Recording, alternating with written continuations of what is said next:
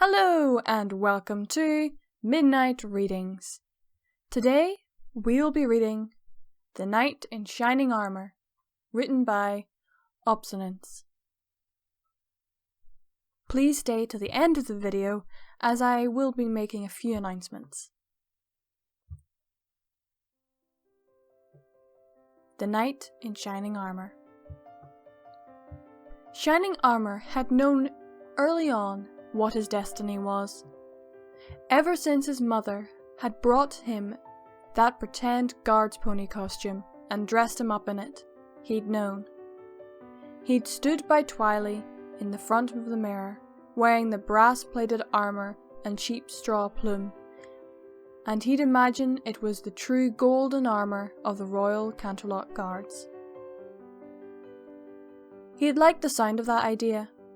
That colt right there in that reflection. Maybe he looked like Royal Guard material. Maybe he would grow up and keep the princesses safe from bad guys someday. Why not?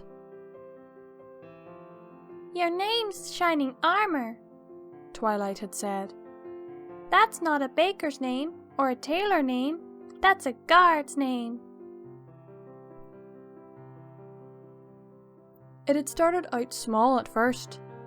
Going to the square on marching drills, clanking about in his little guard's pony costume, trying to copy the precise mechanical motions of the real royal guards while they paraded past him. He read bedtime stories to Twiley about the adventures of brave Sir Galahad, and had called her his princess, while she called him her knight. But the dream got bigger as he grew older. He started practicing his magic, training to keep himself fit, studying himself into exhaustion. Anything and everything it would take. It meant saying no to Twiley sometimes, and resisting her puppy dog eyes while she asked him to play. But the Royal Guards only wanted the best. They wouldn't accept some sad excuse about how he had to go play catch with his sister instead of perfecting his spellcasting. He'd always felt a little guilty about that. But if Twiley resented him for it, she'd never let it show. In fact, she only seemed to get prouder of him. "My big brother's gonna be a royal guard someday," she'd say to those who ever would listen. "He's that good." Shining Armour never denied it, even though he knew it sounded arrogant. A lot of blood, sweat and tears had gone into making him that good. Twiley trusted that all the time he'd spent practicing instead of playing with her had gone towards a good cause. And with all that hard work he'd done, he couldn't help but feel deserving of that trust. If his own baby sister, dear little Twiley, could believe in him, well, he didn't see the harm in believing in himself too. Yet here he was now, at the door to the princess's office, the highest scoring applicant the Royal Guards had ever seen. Just on the brink of living his dream, and somehow no longer sure he was ready. "Alright, let's go," he said to himself. "I can do this." He turned the knob slowly and opened the door. The heavy fragrance of jasmine and rosewater washed over him, making him feel just a little bit lightheaded. The smell wasn't exactly unpleasant. Far from it, actually. It was just so powerful and overwhelming that for a second Shining Armour wasn't quite sure what to make of it. It seemed to him as if he had opened a portal to another world altogether. "Is that you, Shining Armour?" rang a crystal clear voice of Princess Celestia. "Do come in and have a seat." Slowly, Shining Armour stepped into the room. He gasped softly as Princess Celestia came into view, and he felt like his legs would give right out from under him. He'd seen her before at parades and parties, of course, with her golden tiara and flowing rainbow mane, but he'd never actually met her in person. And seeing her there, in all her glory, as regal and majestic as the sun itself, was almost too much for him to bear. It'll be my job to defend her. For the first time, the full weight of what he was agreeing to came down on him. Well, she asked him, sit down. We have much to discuss. Yes, Princess? He said, taking one of the chairs in front of the princess's desk. Try to relax, she said softly, giving him a playful little smile. I'm not going to eat you. Yes, Princess.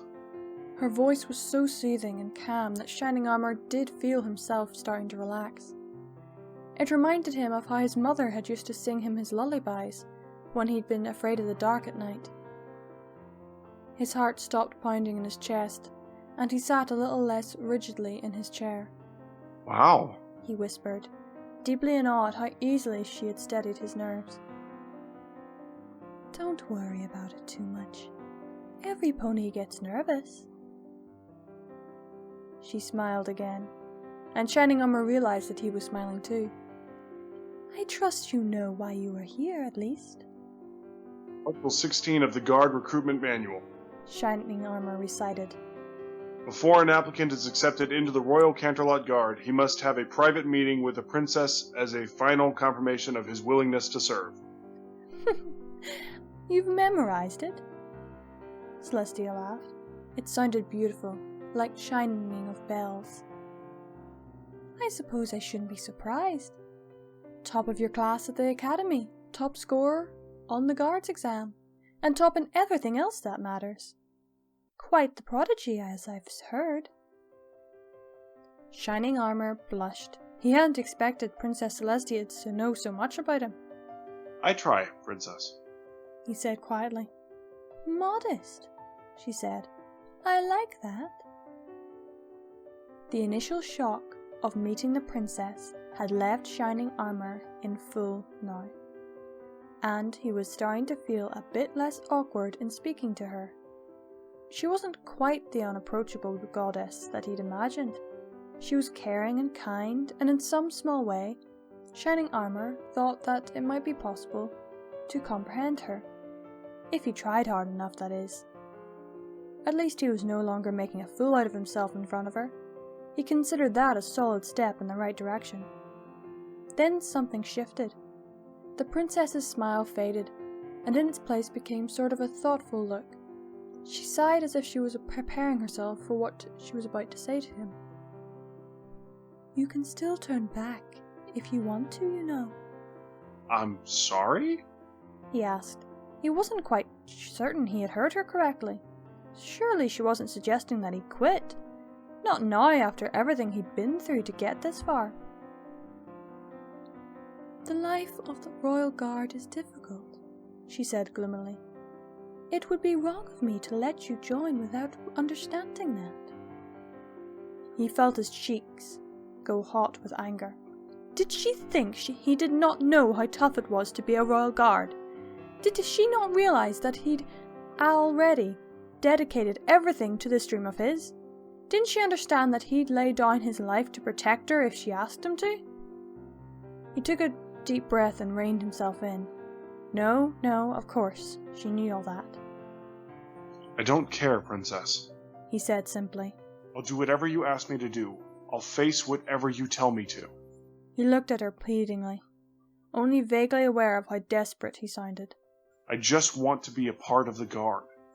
She gazed steadily at him, eyes patient and unmoved, and it struck Shining Armor how many stallions must have stood in this office over all the centuries, telling her exactly the same things as he was telling her now. You have a family, don't you? She asked him. I don't understand what you mean. Don't you have a family? She repeated. I do. Are you close to your mother and father? I'm old enough to leave home, Princess. How about your little sister? Shining Armor could feel a void opening up in his chest. He could sense where this conversation was going, and he didn't like it. Twilight sparkled. So I've heard, said the princess. My niece always has the most wonderful praise of her. She tells me all the time that Twilight is a gem among fillies. Cadence said that?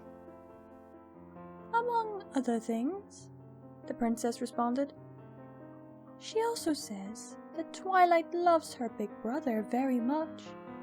She does, said Shining Armor.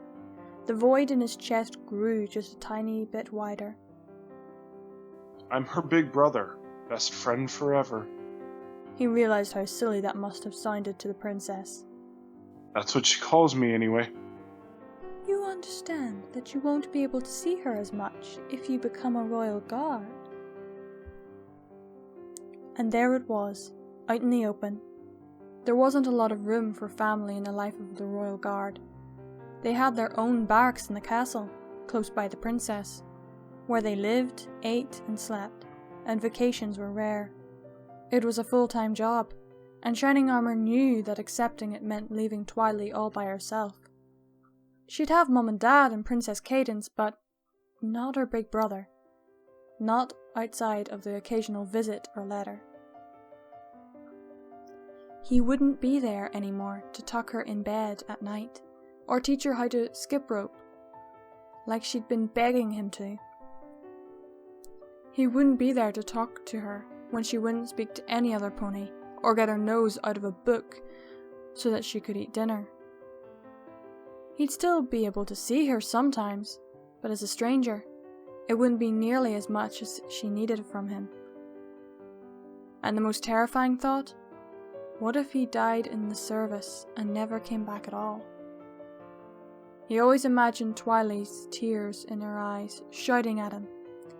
You said you'd be my big brother best friend forever! You promised!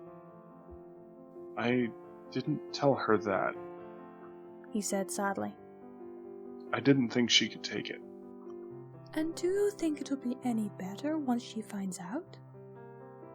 She's going to want to know why her big brother's no longer going to be around for her. She's going to ask why Shining Armor can't come home for Heartswarming Eve. She's going to... Don't you think I've thought of that? Shining Armor yelled. And then he realized who he was speaking to. His mouth fell open in horror. I'm so sorry, Princess. I don't know. Twilight, I mean. She's my little sister, and she means a lot to me. Celestia raised an eyebrow, but said nothing about his outburst. Shining Armor considered that extremely gracious of her, more gracious than he deserved. Go on, she said.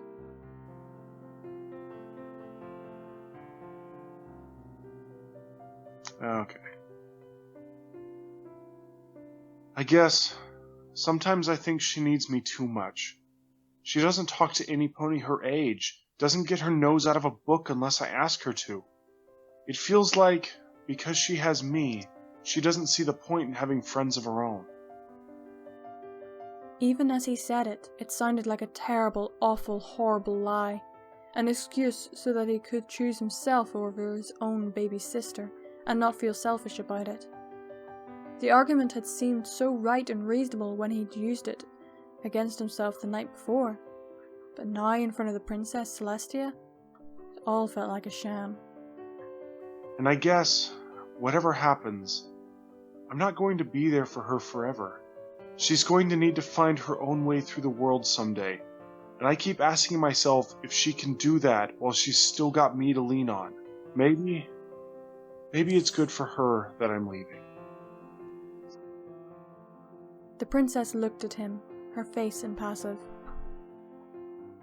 And you truly believe that? She asked. It's all that keeps me going, he admitted.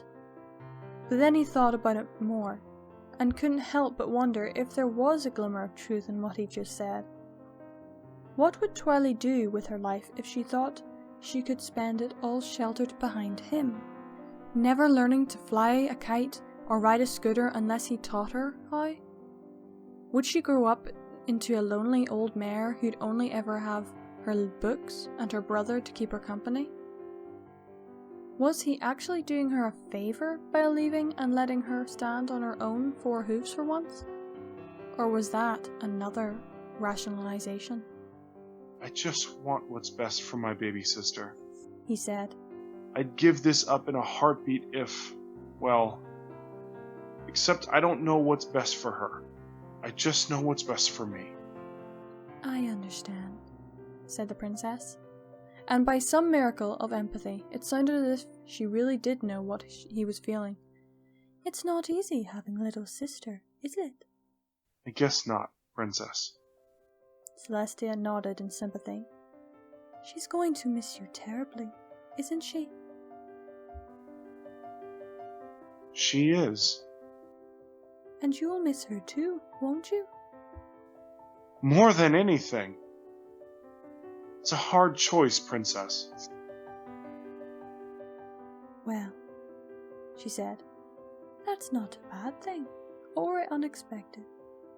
Almost every guard now serving has had to make a choice between duty and family, and all of them have found it a difficult decision. She laughed. Truth be told, I wouldn't accept you if you didn't think it was a hard choice. I know, and you'll have to make it anyway. You're very talented, Shining Armor. There is no doubting that. But it's not enough to be the best. You need to be committed. It does you no good to become a guard if you know you'll regret it for the rest of your life. So I'll ask you now, do you still want to join the Royal Guard? This is it, the moment of truth. He could be a Royal Guard now if he wanted. He'd just have to say yes, and that'll be it. He'd be inducted into the Royal Guards, and they'd give him his armour, the golden armour. And he'd have everything he'd ever worked for in his life. Everything he'd ever wanted since he first put on that old guard's pony costume. Everything except his sister, little Twily. The room was quiet. The princess silent, waiting for his answer, and Tim silent, trying to figure out what his answer could be. I do. He said at last, a lump forming in his throat. I still want to join. I want to wear the golden armor. I want to protect you and all of Equestria. I want that. He swallowed down the lump and added, I've always wanted that. The princess said nothing. Needs me, and maybe there'll be a day when I can only. But I don't think I'm ready for it now. I've still got a baby sister who needs me, and maybe there'll be a day when I can only help her by not being there for her. But that's not here yet, and I want to spend as much time with her as I can until it comes. The princess smiled at him. I think that is the right choice, she said, and it felt like the right choice. I think so too, princess. Why don't you come back in a year or so, and we'll talk again? The Royal Guards are always on the lookout for bright young stallions such as yourself. Of course, princess, he said. Yeah, he could always come back and join the Royal Guards later, but he'd only have Twily for so long. There'd be no second chances once she'd grown up. So he figured he could put his destiny on hold if it meant making her happy. He was first and foremost a big brother best friend forever. That wasn't going to change anytime soon. And it was only a year, right? I think this meeting is over then, said the princess. It's been a pleasure. The pleasure's mine, princess, he said. With her permission, he got up from his seat and made for the door. He looked behind just before he walked out and said, You know I'll be back. The princess winked at him. That's what we're counting on. He laughed, a genuine laugh, for the first time since he'd walked into the princess's office and shut the door behind him. And that was that. He found Twily sitting alone in the lobby, reading through her unbridged copy of the Canterlot Tales. She didn't notice him at first. Hey, sis, he said, giving her a little shove. Time to go. Big brother! She cheered. She dropped the book and gave him a hug. "Did you get in? Are you a royal guard now? Are you? Nah, He said. not yet. What? Twiley screamed, causing some of the other ponies to stare at her. But that's not fair. They said you got the highest test scores ever. That's what they said, didn't they? That's not fair. He smiled and rustled her mane up a bit, just like he always did. It's not about the test scores, sis. He said. Now let's go home. We've got a lot to talk about.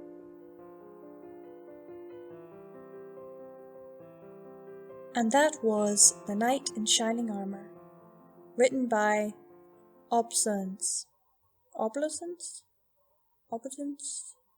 Sorry, I'm probably butchering that. I just want to say thanks to Phonix Rising for jumping in at last minute. Really big thank you. Due to stress and work and uni outside of YouTube, I have been finding it very difficult to bring out videos. So really big thank you to Phonix, who jumped in at last minute and played Shining Armour's voice. You did a brilliant job. You're amazing. Thank you. Also, I would like to thank all my subscribers. 24. Amazing. I never thought I'd have that many, which makes this next part really hard. For the next 2 months, December and January, I will not be uploading regularly, which means every Saturday you will not be getting a video. This is due to work, Christmas, and university work. Because of this, I need to cut down on YouTube to concentrate on work outside. I apologise for this. However, the plan is I will be doing occasionally comic book strips, which are a little easier to do than 20-minute videos. So, if you have a comic book strip that you want read, or if you know of one, send me the link either here on YouTube or on my Twitter page @EllenSong, and I will take a look. They are a lot easier to do, I have checked, and although they may not be up to the quality that I have done in the past, I will try and do them.